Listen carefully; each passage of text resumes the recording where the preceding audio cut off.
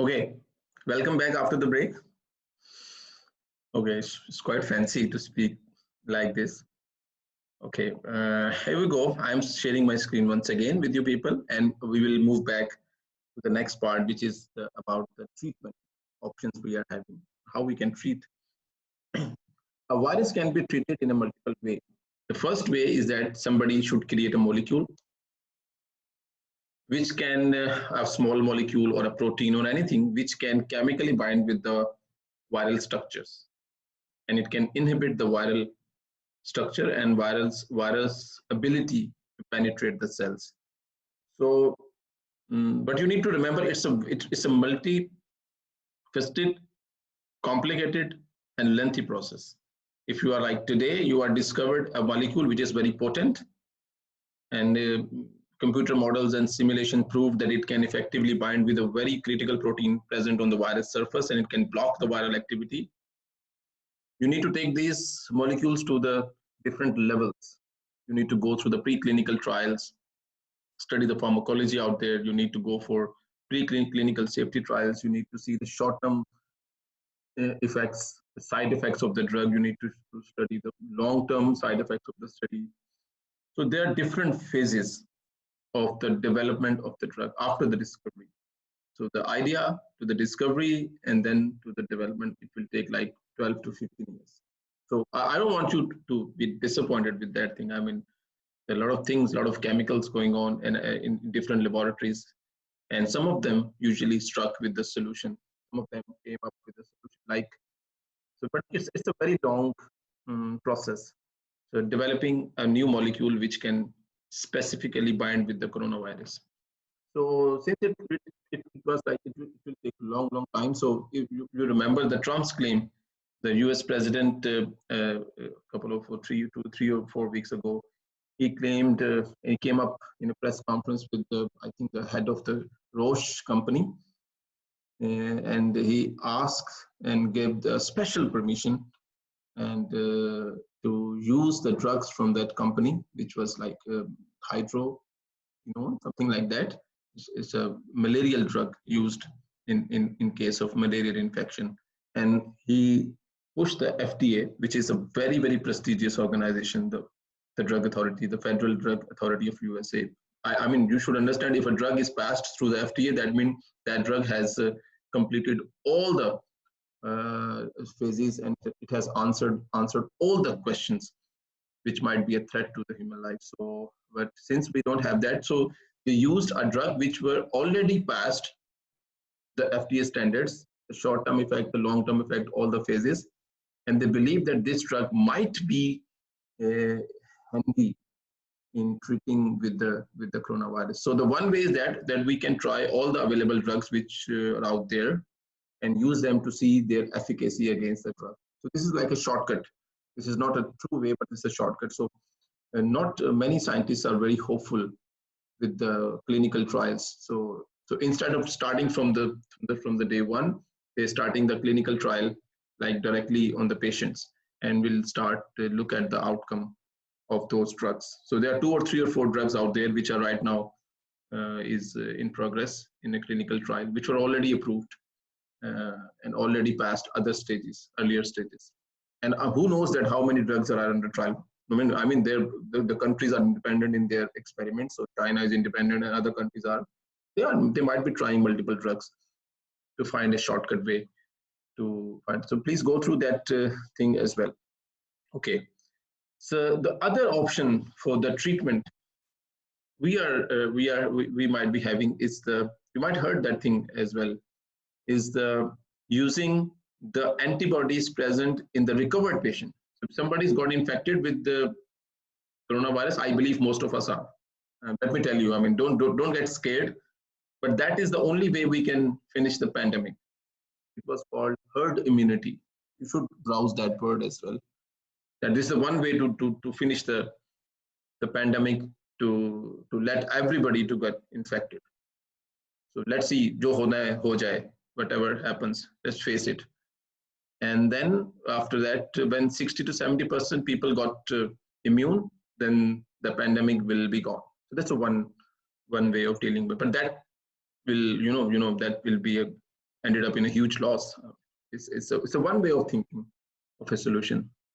Not many people believe that this is the very best of the way. So another way is that if somebody got infected with coronavirus, naturally that person's immune system and the cells of the immune system will try to find a perfect weapon against those viruses. They try to create antibodies which can specifically kill the novel coronavirus. If that person is able, the person's immune system is able to execute the function of immune system perfectly, the person will develop the antibodies against the novel coronavirus, and that person is called as immune. This is called active immunity, and that person will be saved forever. I mean, active immunity will be saved forever.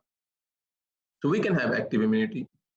One way of creating an active immunity is that naturally the person's immune system developed those antibodies, persons got cured, and we can extract the blood and the plasma and the antibodies from that person and then use those antibodies to treat the other people.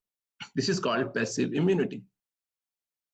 So we give the antibodies from the person who is able to cure himself through natural means or through the artificial means. I will talk about the artificial means. But we use the antibodies present in that person's body, and we give those blood or the plasma or the specifically antibodies to the infected people to help them to fight against the coronavirus. This is one of the ways, but remember, it has its own complications. I mean, you need a consistent supply of lots of antibodies from the recovered people as well, or you need to create copies of those antibodies as well. It's very complex, but it's there. People are working on this. Actually, in USA particularly, this process is already underway. Okay.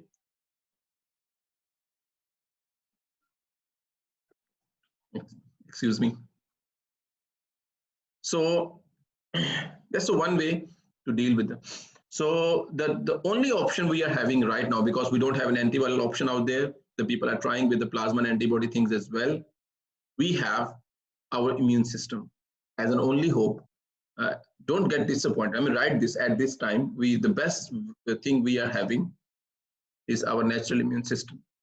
That it should be able to detect the virus, and it should be able to create perfect weapons against the virus, so that we able to cure ourselves without any external support, because the external support is not there. If the external support is there, like in case of poliovirus, so we have created a polio vaccine. I will talk about this thing later, but let's talk it here. The vaccination. Vaccination is not a treatment. It's a way of protecting yourself by giving yourself attenuated version, or I must say impotent version of the virus. So your body started preparing antibodies against the virus. The things to fight against the virus. That's one way. So these are two options. The passive option is right now underway. People are trying to get antibodies from the recovered people and use them to cure the infected ones. This is the treatment options. But as I told you earlier, that we need to stick with the best option we are having, and that is our immune system. So we try to do whatever it takes. We try to do whatever it takes to help our immune system to fight effectively against the infection. And what are those things? What are those things? So how we can help our own immune system, how we can help our own immune system. So I shared a video earlier about a paper. The link is here. You should go through that video as well. This is in Urdu. It's for the general people. The ways we know we should eat healthy diet. We should stay quite hygiene. We should increase the level of our hygienes, and we should help our circadian rhythm, and we should sleep well. And in this paper, this is a paper from Journal of Experimental Medicine. You should go through that link to see the details I have tried to explain this complicated paper in an easier way. So in total, when you sleep well, the level of certain chemicals, including dopamine, epinephrine, serotonin in your blood decreases. And if you are not sleeping well, if you are sleeping in breaks, like after 3 or 4 hours, you get up and then you start doing something and then try to sleep once again, the level of these chemicals increased in your body and it stimulates the G-alpha S receptor on the cytotoxic T cells. In that video, I have explained all these things. The cytotoxic T cells are the ones which are required to kill the infected cells. So once the G-alpha S is stimulated, the cytotoxic T cells is not effectively able to bind with the infected cells. The people who have studied the molecular immunology, they can understand these things well. The others should go through the videos. Actually, everybody should go through the videos if they like to. It will help them to understand that how sleeping helps our immune system to detect the virus effectively. So there are two things you need to understand. The ones you should not have infection at all. That means you should stay away from the virus.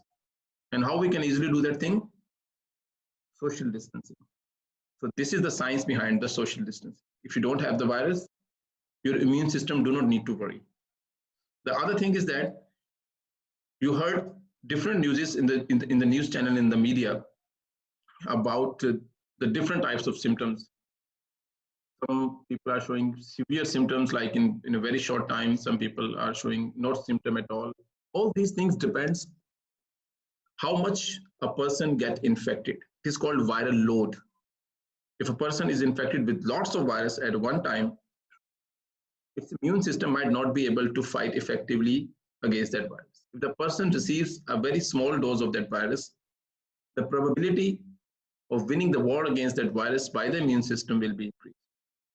So social distancing will help you, number one, not to have that virus, and using, washing your hands again and again, increasing the level of personal hygiene. These things will allow you either not to have the virus or to have the virus in a very least quantity, so your immune system will be able to effectively deal with the virus. And last but not the least, healthy diet and good sleep will keep your immune cells like at a very efficient level. So if the virus is there, they will be able to find the cure naturally more easily. And last is the vaccination. It's a distance story. So you need to understand all these terms. When somebody says that he has discovered the vaccine, so that means it's highly unlikely at this time, because we need to understand the virus well. Then we need to create impotent viruses or impotent antigens, which can activate our immune system in a way the actual coronavirus is doing without hurting ourselves, and then creating the antibodies and the memory cells in our body to fight against the coronavirus for the rest of our lives. So once we have a vaccination, then it will become like nothing. It will become like a common flu after that. Okay, so that's it for today. I will be waiting for your questions, and thank you very much for all that time. If you have your questions, you can post your questions, and you can have an interactive session with me on the Zoom. You can ask me to add yourself over there, so I will try my best to dedicate a time for your questions and to answer all of your questions. So thank you very much for this lecture, and please try to go through all the associated material with that thing, so that we can learn about that disease in a better way. So signing out, thank you very much, Dr. Mustafa. From my side, it's bye-bye.